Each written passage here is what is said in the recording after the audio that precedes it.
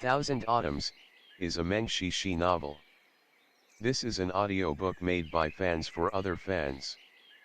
Disclaimer. The main couple of the story is made up of two men. If you don't like it, don't listen. Thank you. Remember, subscribe and click the bell to stay updated on all the new releases. Enjoy. Chapter 97. The journey from Taishan to Qingqingshan was far, traversing a large part of Zhou. If they wanted to arrive within half a month, their pace could definitely not be slow. Luckily everyone in the group, including Zhou Yexu the young girl, was used to traveling by night, rushing. Finally, after 10 days they passed Chang'an, arrived in Hanshon. They still had 5 days left, and could now slow down, move at a more leisurely pace. The entire way on horseback, even the horses were at their breaking point from their burden. Finally a pause to breathe. Everyone was happy, especially the two youth Fan Yuanbei and Zhou Yexu. They were in high spirits. Li Qingyu wasn't much older than them, but was much more solemn, his face cold and stern. Since their departure to now it was the same. News of Shijiandawai had spread. Along their journey they saw countless Jianghu people carrying their weapons. After entering Hanshong, there were even more of them, of all different builds, different weapons. Where there were more Jianghu people, there were bound to be more Jianghu happenings. Xia used their martial prowess to resolve disputes. There were many with Wuzhong, and could look down on commoners. From there developed a sense of pride, feeling that they were superior to others. Their manners were very obtrusive. So far along their journey Shen Qiao and them had encountered a dispute at least 3 times. This time they were early, entering the city at just past dawn. The inn was newly emptied, the main hall of the building was sparsely occupied. Zhao Qiaying and the rest of the group first ordered rooms, and then each sat down. Yan Wushi's position was special. Everyone in the group towards him was respectful and distant. Zhao Qiaying towards this non-foe non-friend Huanyu sect Zongju had her reservations, but didn't want to insult him, nor did she want to be too close. The Wuxia sect disciples were all terrified of him, wouldn't dare approach him. Zhao Qiaying and her 2 disciples, along with Li Qingyu, made 4 at a table.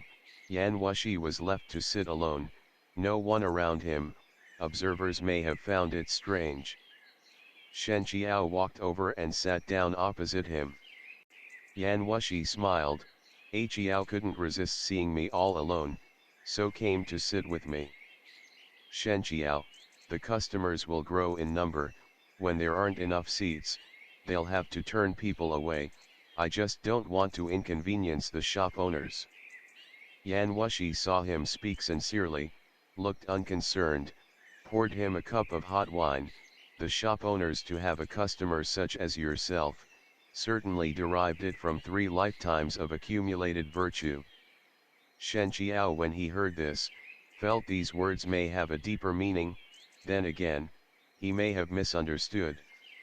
Yan Wushi, after this meal, I will have to take my leave first, won't be able to accompany you the rest of the way. Shen Qiao was surprised. I thought you came with us, for the purpose of going to Chunyang sect to have an exchange with Yi Baikan. Yi Baikan's Wuzhong, if not considered number 1 in the world, then to be in the top 3 was no problem. Yan Wushi was always happy to fight. To not go personally and have an exchange, that would be the stranger thing. Yan Wushi shook his head. I can meet Yi Baikan anytime, but to be able to see other people's misfortunes, that doesn't happen every day. His delight in suffering tone was too strong, so Shen Qiao immediately thought of a person, Douyanshan. Yan Wushi, I've scattered the fish lure long enough, now it's time to close the net. This type of chaos, how can this venerable one not go personally take a look? Shen Qiao, you told me previously, Yunfui and Douyanshan only got along superficially. Eventually there'd be some movement. Yunfui doesn't hold enough power within Liu Bang, so she had to rely on the Huang family and the Tuju behind them to secretly plot. Yan Wushi, that's right. Shen Qiao, you're able to know right away of their movements, probably because you're in the middle of things adding to the waves. Yan Wushi smiled, Rhiao is so smart, Do Yanshan is a steady, suspicious kind of person, wouldn't easily allow someone new close enough to hear their secrets. It is because of his caution, that Liu Bang has been able to grow steadily in these past few years, becoming the leader of the transport business along the waterways north and south. Can you guess how I broke into their defenses and installed my agent there? Shen Qiao furrowed his brows, considered this for a moment, slowly said, I cannot guess. Yan Wushi smiled, in reality it was easy, Do Yanshan is cautious, but the people around him may not be. He has a personal assistant, that's followed him for 8 years, very shrewd and capable, but has a woman he loves. That girl's family has no dignity, repeatedly asking her for money. The woman doesn't want to inconvenience her sweetheart, but remains in the dilemma. At this time I let Bian Yan Mi send someone to help her, and did this one thing. Shen Qiao, through her you get control of Do Yanshan's personal assistant.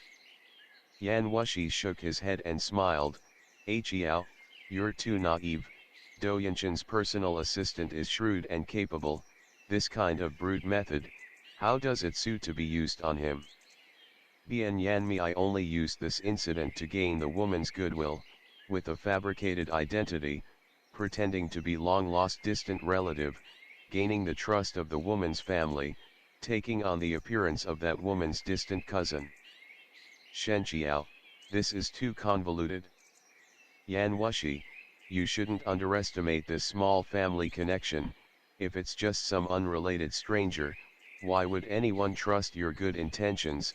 With this additional connection, is one less layer of suspicion. After some time together, the woman grew to trust her cousin, and recommended him to Do Yanshan's assistant. This type of trap within trap kind of manipulation, listening to it made Shen Qiao sigh.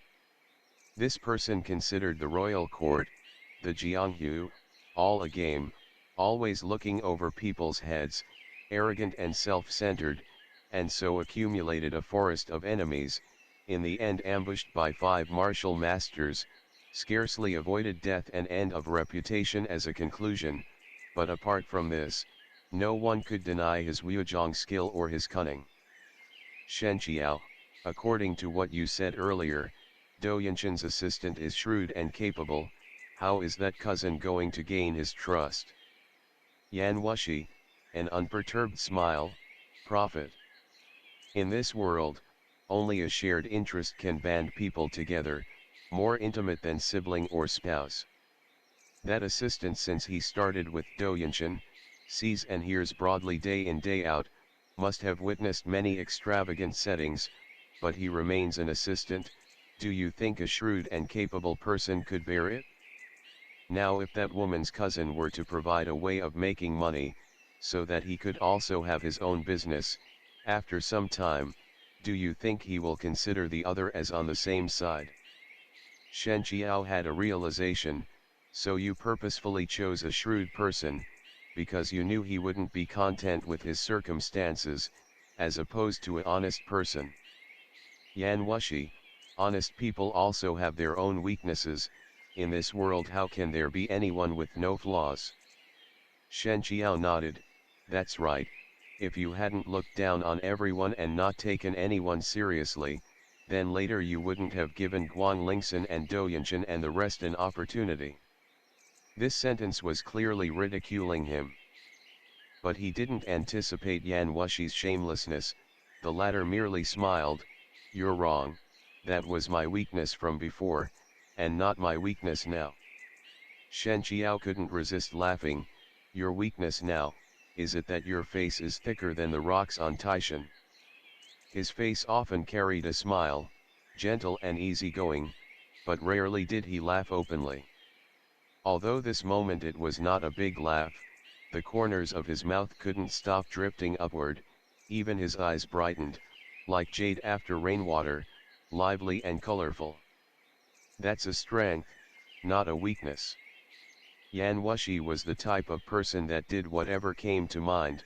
As this thought appeared, his hand had already moved to cover the back of Shen Qiao's hand. This venerable one's weakness now is you. Shen Qiao shook his head, as if he'd heard something funny, wanted to pull his hand back, but it was tightly held by the other. Yan Zongju, some tricks, after they're played once grow stale, why play them again and again? A person, however foolish, can't fall into the same river twice. His words carried an inflection of what he didn't even recognize as self-deprecation. Do you remember the story I told you? Yan Wushi's smile didn't waver, his eyes remained on him, not willing to release his hand. Until now, Shen Qiao had never thought about their relationship in a direction that ought not to be thought about. Once bitten by a snake, 10 years will fear rope. After experiencing that making sentiment where there is none, he had another layer of understanding towards Yan Wushi's heartlessness, knowing this person's stone heart. Even if he appeared earnest now, it was probably wistful thinking. It would be very hard to move the other. In his own heart, Shen Qiao doesn't trust his memories overly cutting, to the point he doesn't dare trust this person again, afraid to repeat the same collision course. And yet in this moment, under the other's burning gaze, Shen Qiao's heart made a sound, felt like he had become the prey to some ferocious beast, unrelenting until it had gotten its conclusion. Sir, there's clearly 2 empty spots over there. Why did you say you were full? A loud voice carried over, distracting the 2 of them. Shen Qiao took the opportunity to extract his hand. Looking around, the shop had in the interim filled with patrons. The only table left was where they were seated across from each other. They each had an empty spot next to them.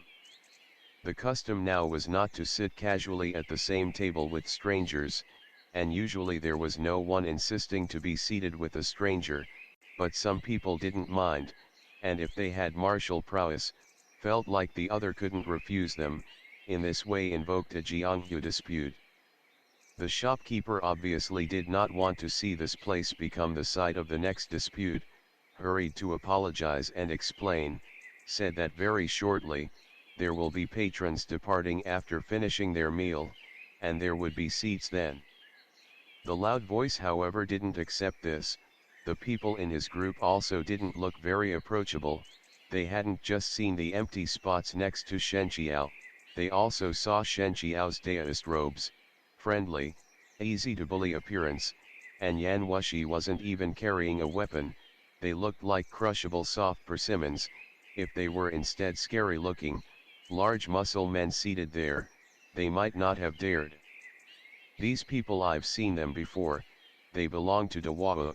After Dawao joined Hehuan sect, they have been strutting around, looking down on everyone, using Hehuan sect's name to cover up mischief. Bystanders, because of Hehuan sect's reputation, aren't willing to offend them. No wonder they're so brazen, like a dog using its master's influence. Hush, careful that disaster doesn't follow your mouth. Their Wuzhong is not bad. Last time even Tian Shanyujianza died by that loud voice guy's hand. Heh. Another inhaled sharply. Tian Shanyujianza could be considered a second-rank master. Right? Otherwise how can they be so brazen? That one with the loud voice is the younger brother of Dawao sect leader, nicknamed Duan Liudeo. Oh, I've heard of him. Duan Liudeo Ming, turns out to be him.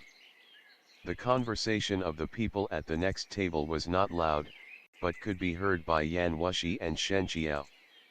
On the other side, loud voice guy had already tossed aside the shopkeeper, walked towards them in big strides. Fan Yuanbei and Zhou Yexu were young and impetuous, seeing this made to get up.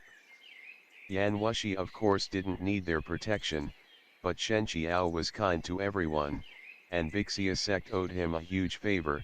this half-year living on Taishan, he got along well with everyone, wasn't like Yan Wushi directing Zhongshan at his whim, but answering every question that was asked, a patient attitude.